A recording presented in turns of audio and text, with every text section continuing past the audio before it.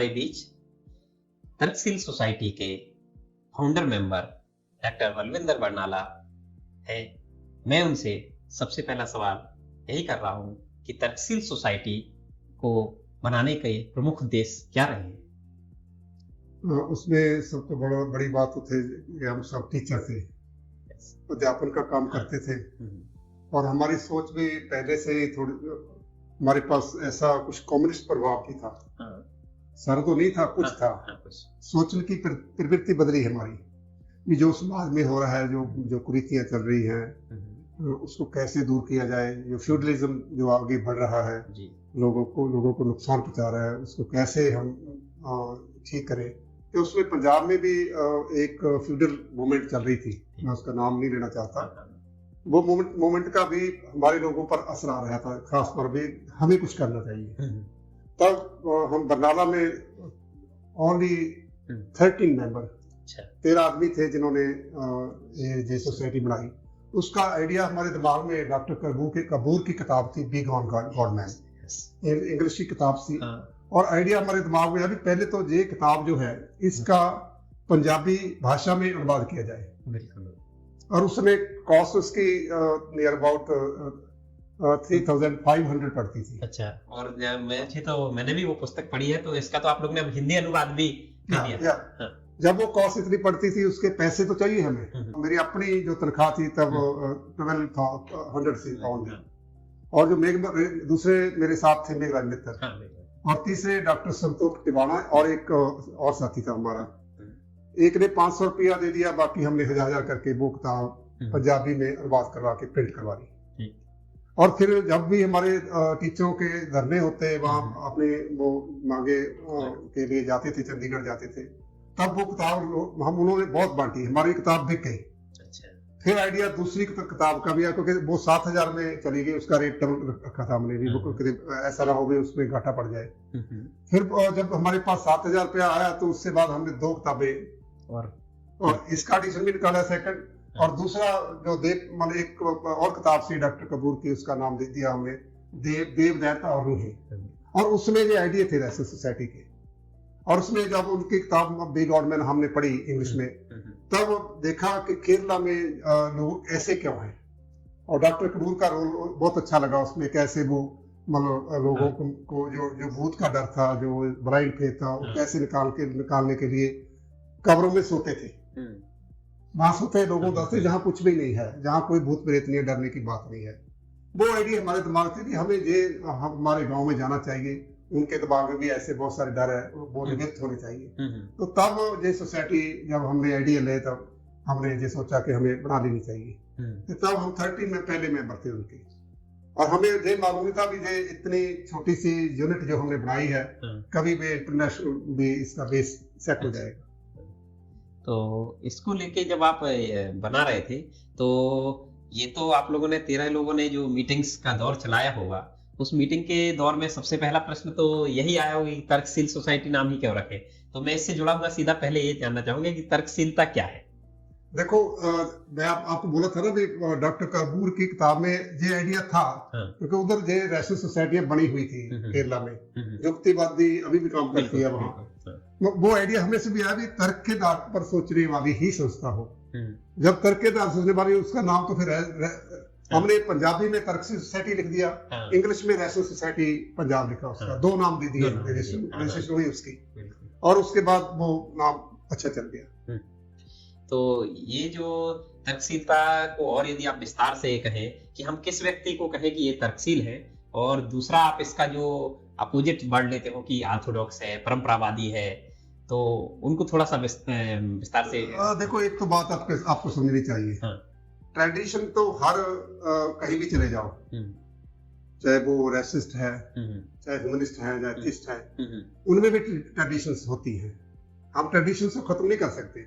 हमने तो ये देखना है ट्रेडिशन वो ब्राइट फेथ, उसका बेस ब्राइट फेथ है, जब वैसे ही कोई अच्छे पासे ले जाने के लिए उसका ट्रेडिशन चलाते हैं हम, वो तो रही समाज में रहेगी। हमें जो है रैशनल थॉट जो है क्यों होना जरूरी है, एक आदमी का कैसे कि ये अंदाजा रहे कि ये रैसिस्ट है या ये ऑर्थोडॉक्स है, वो किसी जातिवादी संस्था में विश्वास करता है, और किसी धार्मिक संस्था में विश्वास करता है, ये तो बड़ा क्लियर कट साफ हो जाता है जब उससे बात करते हैं। तो उससे बात का ढंग ये होता है, वो साइंटिफिक थॉट की बात करेगा, ऐसे चलना चाहिए, हमें ऐसे सोचना चाहिए और रीजन की बरतों करनी चाहिए, फैक्ट्स कलेक्ट करने चाहिए। जब हम फैक्ट्स को, किसी भी चीज को जानना चाहते हैं, पहले तो उसके फैक्ट ही कलेक्ट करेंगे हम, फिर वो फैक्ट्स को अपने ब्रेन में साइको एनालिसिस करेंगे, उसका मनोविश्लेषण को बोलते हैं, वो करेंगे। उसके बाद फिर हम कुछ ना कुछ उसमें वो जो उसका डिसीजन लेंगे, उसको ट्रुथ निकालेंगे। जब वो ट्रुथ निकलती है, जब बार बार उसको रिपीट करते हैं, जब वही रिजल्ट आता है, तब हम उसको साइंटिफिक थॉट में कहते हैं, साइंटिफिक थॉट है, ये अडॉप्ट करनी चाहिए।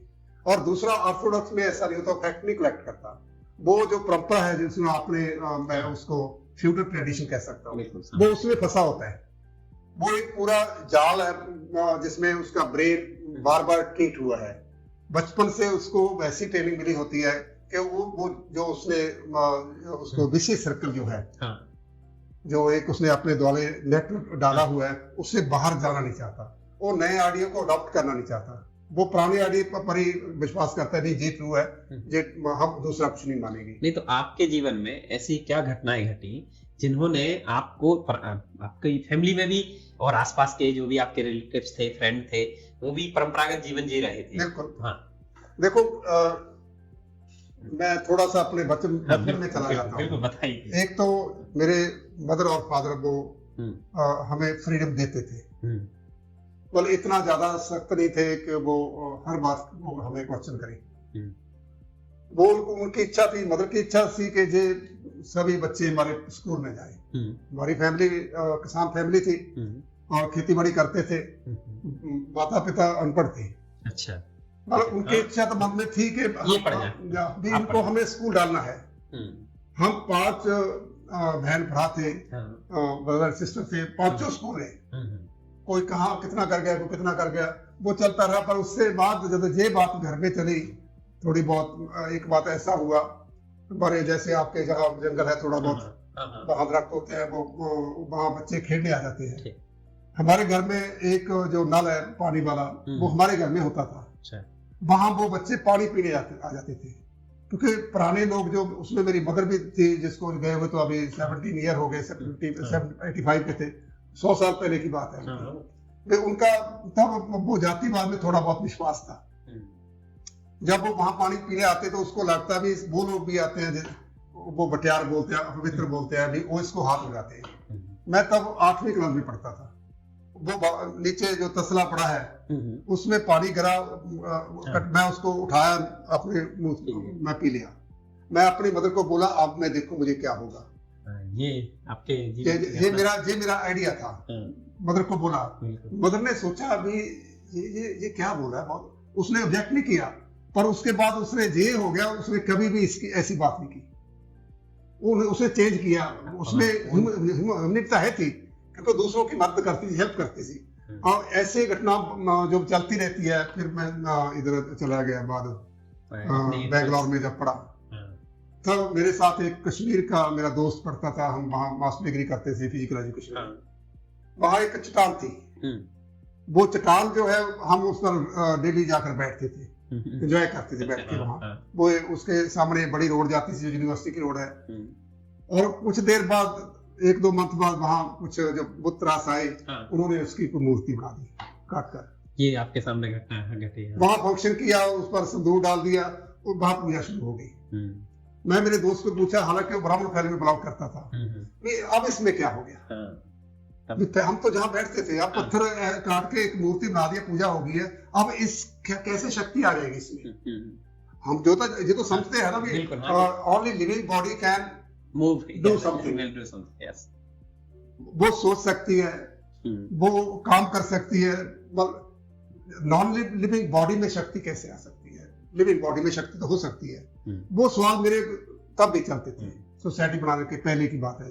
तो उस दौरान कोई शिक्षा, कोई साहित्य और कुछ आपके कैसे संपर्क में आया? क्योंकि प्रश्न तो जैसे हमारे जीवन में भी हमें भी रहे। देखो, हमारे पंजाबी में कुछ साहित्य था, जो अच्छा साहित्य था पढ़ने के लिए।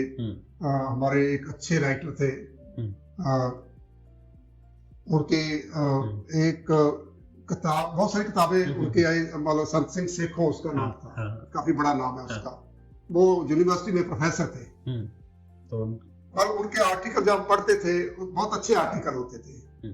मतलब मैं बाद में भी एक आर्टिकल इंग्लिश का पढ़ा हूँ, रिकंसिलिएशन, भी कैसे रिश्ते को कैसे चलाना चाहिए, उसमें उसका बहुत अच्छा, उसका असर मेरे पर काफी पड़ा। और बहुत अच्छे राइटर है जिन्होंने मैंने पढ़ा, उसका असर पड़ा हमारे जो नानक सिंह एक नॉवलिस्ट थे, उन्होंने 60 बुक्स लिखी, वो ज्यादातर गरीब लोगों के कैरेक्टर उसमें लिए, कैसे उसमें चेंज होनी चाहिए। मतलब आपको कुछ ऐसा लगा कि ये जो गरीबी का कारण है और ये सब है, ये तर्कशीलता का अभाव होने से है, और यदि समाज में तर्कशीलता बढ़ती है तो लोग समस्याओं के सही कारणों को जानने का प्रयास करेंगे। दूसरा, हम जो हमारे टीचर जैसे भी थे वो प्रोग्रेसिव जथेबंदी थी हमारी, पॉजिटिव सोचने वाली, रैशनल सोचने वाली थी। हमारा पहले एक ग्रुप था वहाँ बरनाला में, पंजाब में भी था क्योंकि हम पंजाब में काम करते सारे, वहां से भी बहुत सारे आइडिया हमारे पास थे सोसाइटी बनाने के लिए। तो फिर ये जो सोसाइटी बनने के बाद आप लोगों ने जो कार्य किए, और आपने जैसे कि मुझे थोड़ी जानकारी कि आप इंग्लैंड और फिर बाद में कनाडा, तो इंग्लैंड में भी जो आपने काम किया है उसका भी थोड़ा सा संक्षिप्त जानकारी। देखो, जब मैं तर्कशील जो मैगजीन निकालते हैं पंजाब में, मैं उसका एडिटर था। मुझे मतलब इंग्लैंड से इनविटेशन आया था वहां लेक्चर देने के लिए। अच्छा।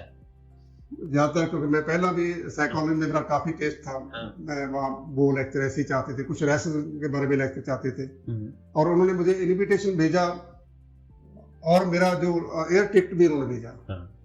वहाँ 2 मंथ में वहाँ रहा, उनका खर्चा भी उन्होंने दिया। मतलब वहाँ जब मैं गया, वहाँ भी बहुत अच्छे लोग होते हैं, जहाँ से जो अच्छा से लेके गया, जहाँ के रहने वाले कुछ कम्युनिस्ट ख्याल के लोग थे।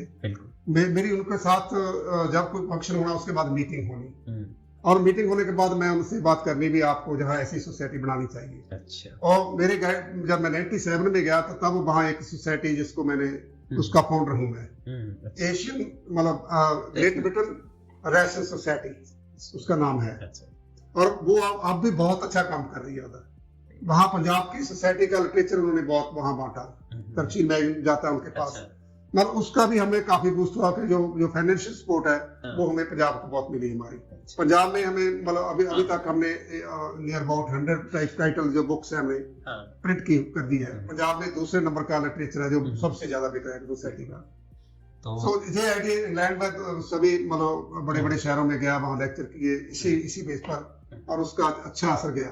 अच्छा, तो ये सोसाइटी लिटरेचर के साथ साथ और भी चमत्कारों की वैज्ञानिक व्याख्या और इस सब को लेके जो कार्यक्रम शुरू किए, उनके बारे में भी थोड़ा सा। देखो, हमारे में लोग हैं जो जादू के ट्रिक करते हैं, वो हर एक नहीं करता, हमारे कुछ लोग हैं, मैं कभी भी जादू के ट्रिक नहीं किए, मैं लेक्चर वाला देने वाला हूँ।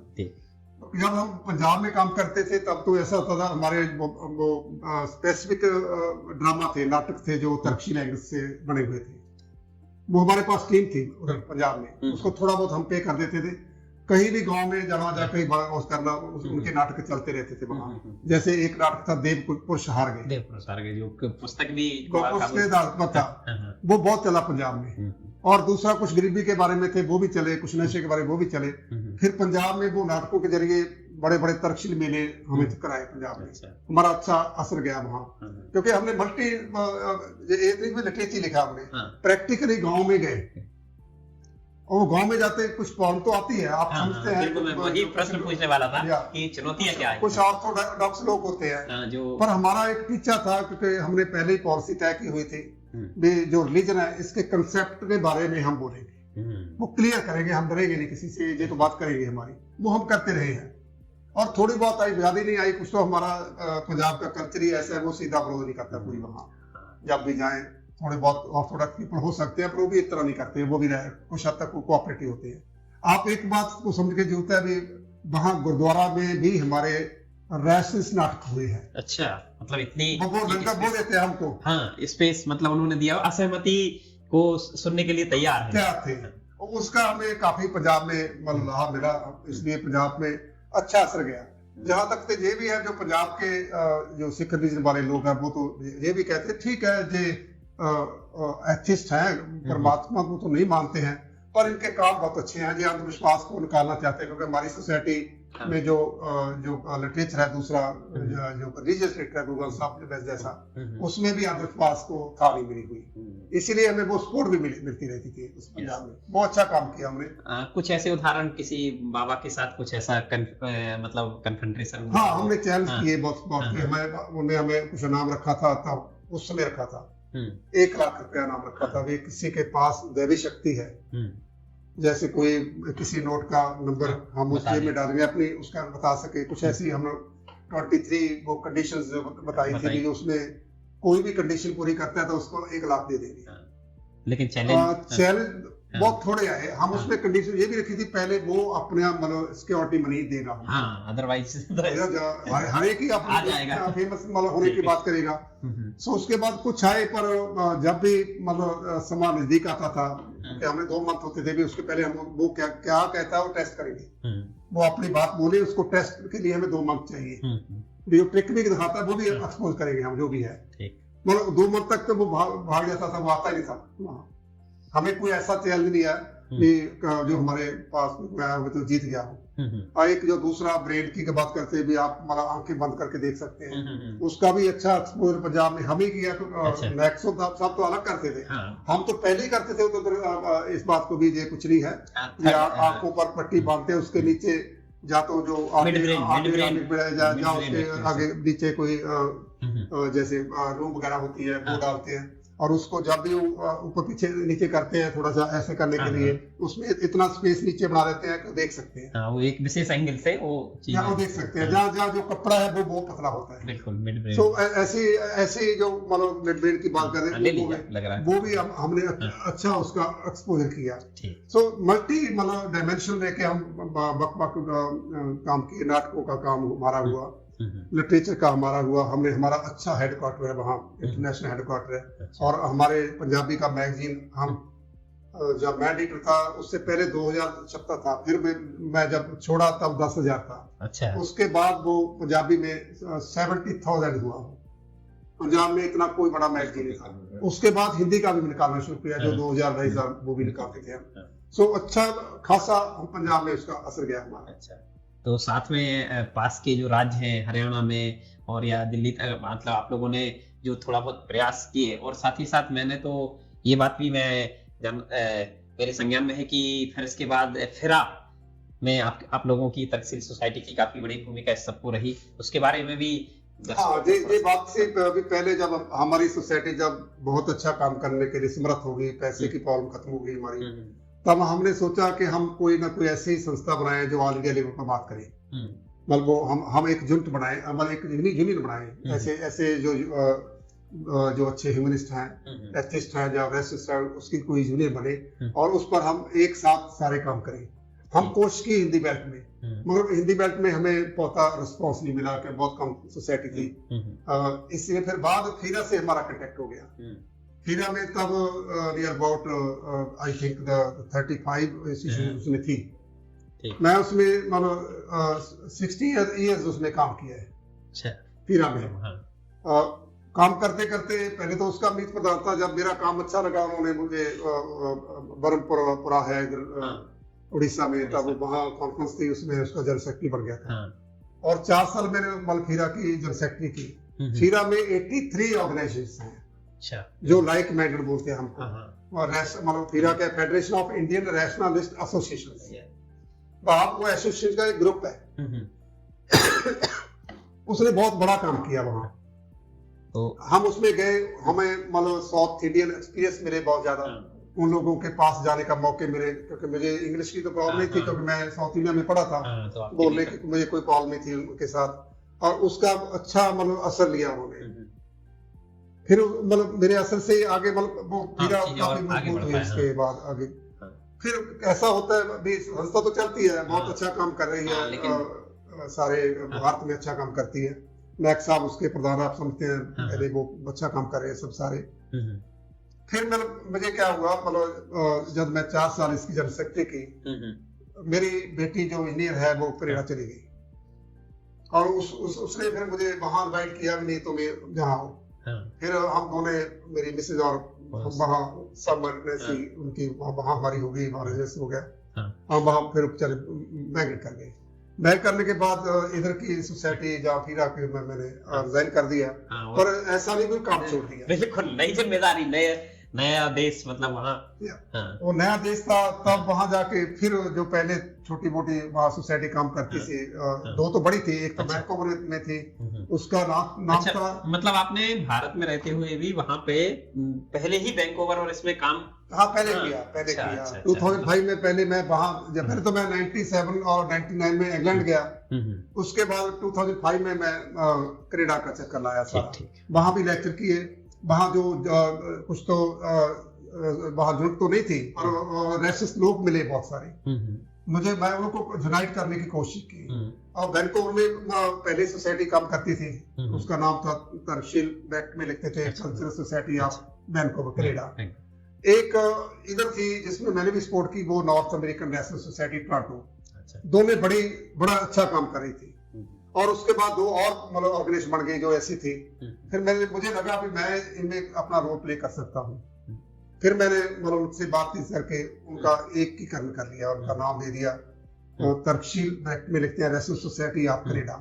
अब वो मतलब उनके हम तीन डायरेक्टर हैं। एक की तो आज ही मुझे दुख से कहना पड़ता है कि हमारा जो पहला प्रधान था उसकी आज ही डेथ हुई है, उसका बॉडी डोनेट किया है पंजाब में। लेकिन बॉडी डोनेट करने का बॉडी डोनेट करते हैं, उसकी बॉडी पंजाब में आज डोनेट की गई है। वो डायरेक्टर थे भाई अवतार बोलते थे हम। एक हमारे साथी बलदेव रेपा जो था, उनकी जो हमारी टोरंटो के स्टेट के प्रधान थे। और तीसरा मैं, तीन उसके डायरेक्टर हैं।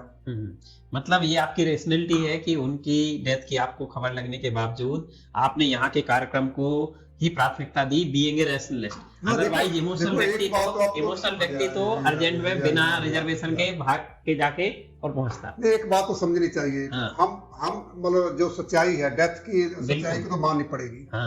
जो प्रोग्राम हम पहला दिया हुआ प्रोग्राम है, हम बहुत ज्यादा अच्छी, बहुत ज्यादा इमरजेंसी हो तो छोड़ सकते हैं, नहीं तो वहां जाएंगे। मुझे ऐसा भी बोला था कि यूनिवर्सिटी में कुछ दंगा हुआ है, ऐसे ऐसा हुआ सागर के बारे में जब आप वहां ना जाओ।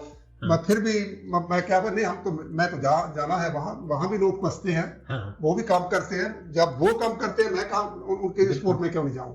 तो इसीलिए मैं आज जहां आपके सागर में आपके साथ ये इंटरव्यू देने आया।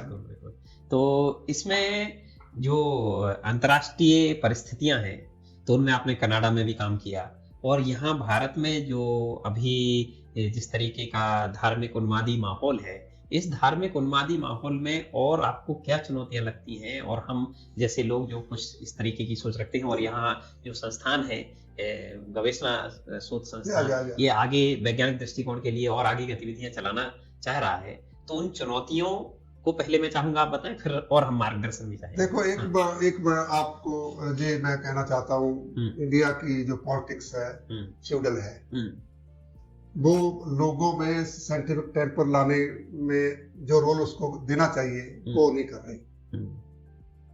हमारे कॉन्स्टिट्यूशन में है, जो हम डायरेक्टिव प्रिंसिपल्स बोलते हैं, उसमें है हमें हमारी जो पॉलिसी होनी चाहिए उसमें साइंटिफिक टेम्पर को डेवलप करने की पॉलिसी होनी चाहिए, मगर वो पॉलिसी यहाँ चल नहीं रही है। हमारे जो जैसे धर्मवाद जो है उसको बढ़ावा दिया जा रहा है, मगर वो हमारे लिए चुनौती है। जहाँ के रेस्टोरेंट में बहुत बड़ी चुनौती है कि वो आप तो उनको अच्छी जिंदगी देने के लिए, उनको अच्छी सोच देने के लिए, साइंटिफिक थॉट बनाने के लिए, रेस्टोरेंट बनाने के काम करते हैं, वो उसके उल्ट काम करते हैं। उनके पास पैसा भी है, सता भी है। कनाडा में रहता हूँ मैं, जहाँ के स्कूलों में पढ़ाया मैंने लंबा समय। हमारे स्कूलों में ऐसा तो पहले नहीं था जैसा अब हो गया है।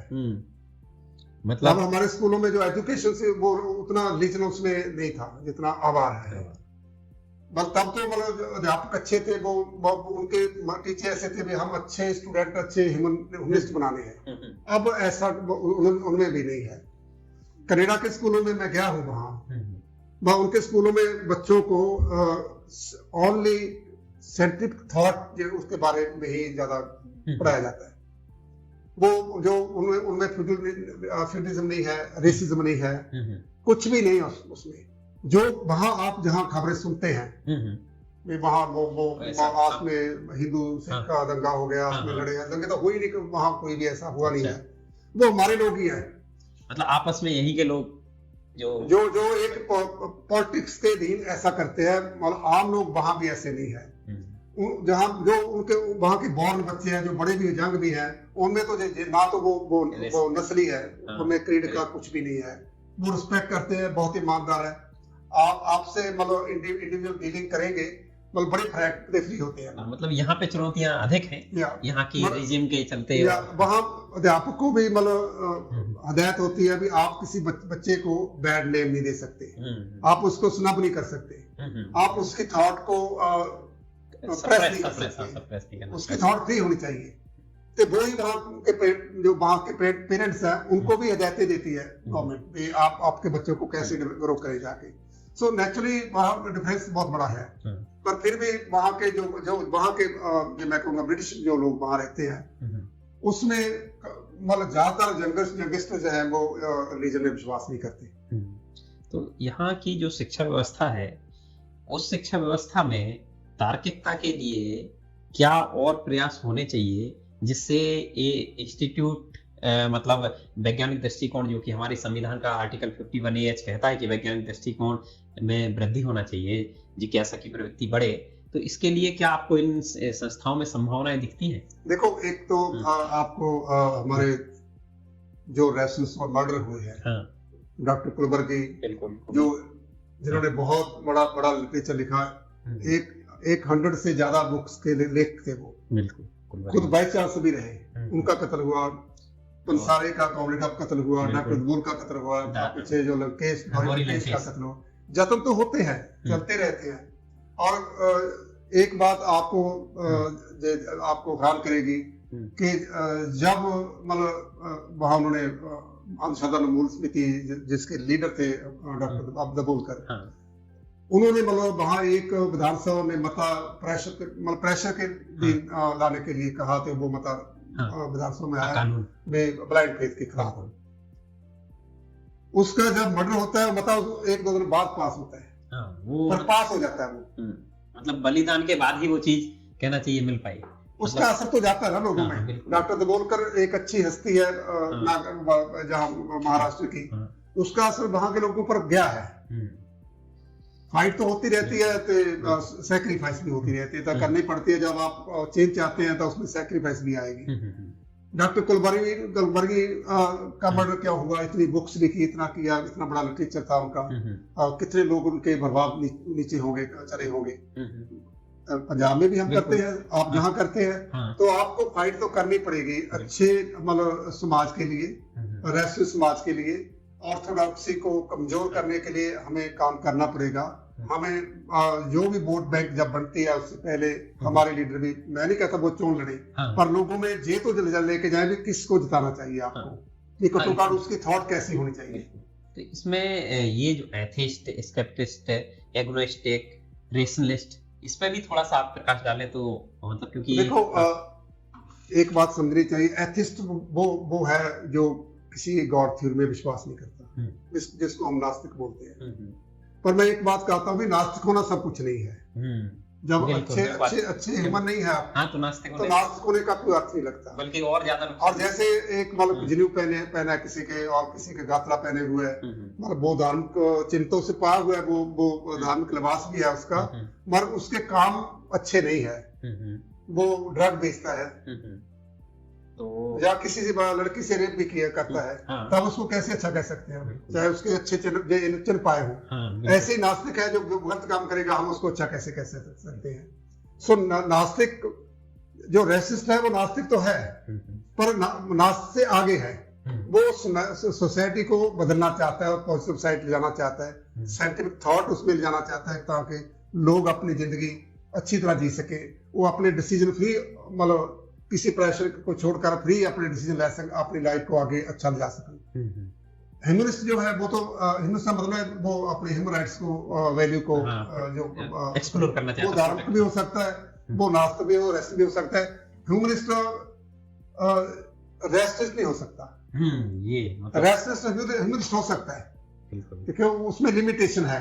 सो ये तो डिफरेंस आपको रखने पड़ेंगे भी, ह्यूमनिस्ट है, रेसिस्ट है, एथिस्ट है, ये तो क्लैरिटी हमारी होनी चाहिए। इसीलिए नहीं तो आप ह्यूमनिस्ट सोसाइटी भी बना सकते थे। इसीलिए हमने रेसिस्ट सोसाइटी बनाई, उसका नाम रेसिस्ट सोसाइटी इसलिए रखा, हमने एथिस्ट सोसाइटी नहीं रखा ना। हमने हालांकि मैं खुद मेंबर हूँ जो इंटरनेशनल ह्यूमनिस्ट इंटरनेशनल काफी बड़ी जथेबंदी है, बहुत सारे वर्ल्ड की है, उसमें मोर देन 55 कंट्री से मेंबर है उनके।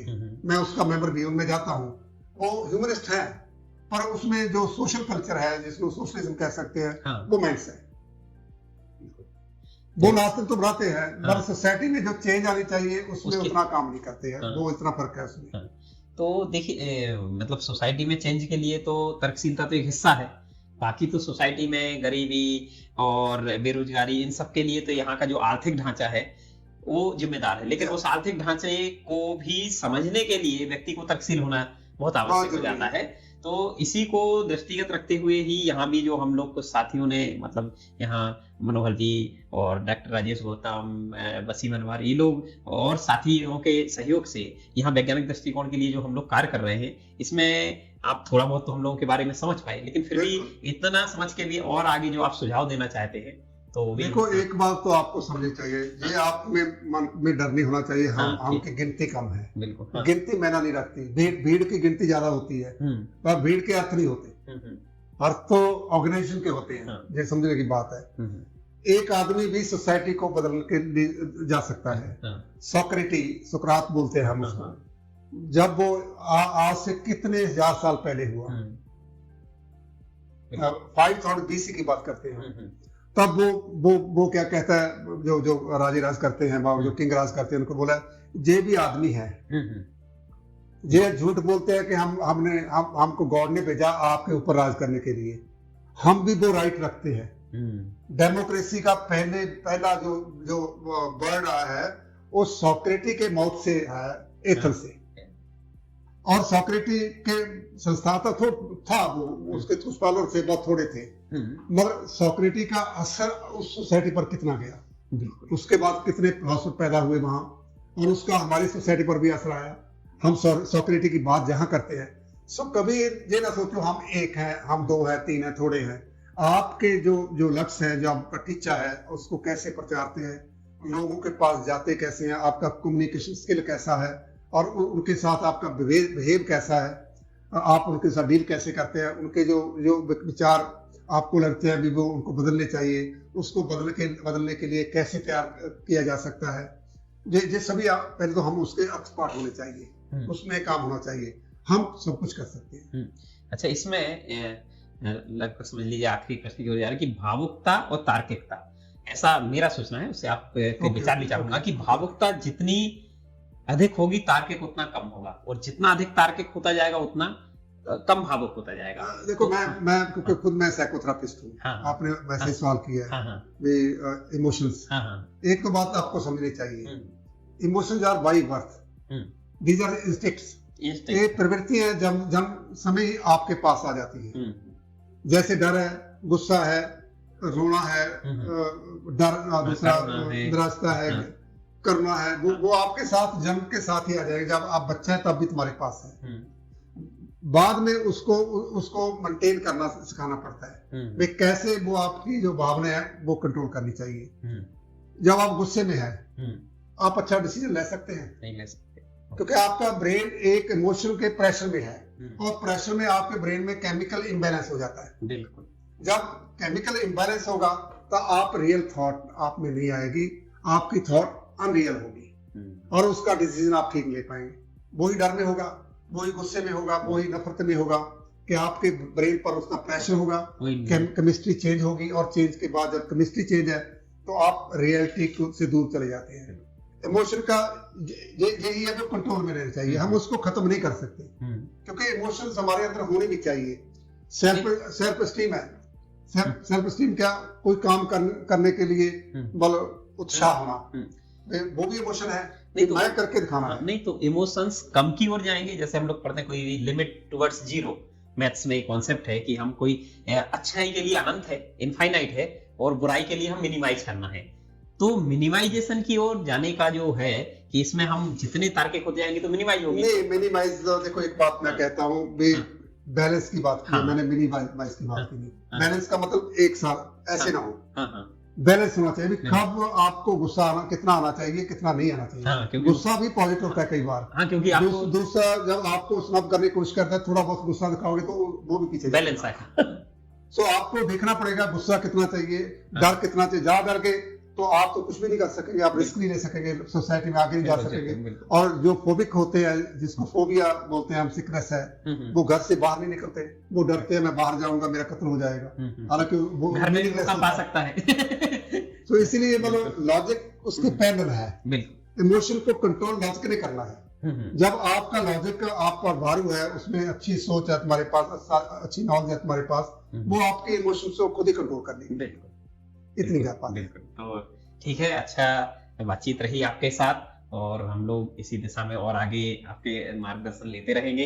भले आज के युग में आप कनाडा में भी रहेंगे तो भी हम लोग आगे आपसे मार्गदर्शन लेते हुए, और गवेषणा संस्थान जो वैज्ञानिक दृष्टिकोण के लिए आगे प्रतिबद्ध है और कार्य करना चाह रही है, तो इसमें और भी पॉडकास्ट में हम लोग फिर कभी और चीजों के साथ हो सकते हैं। आपका भी बहुत धन्यवाद करते हैं। Thank you.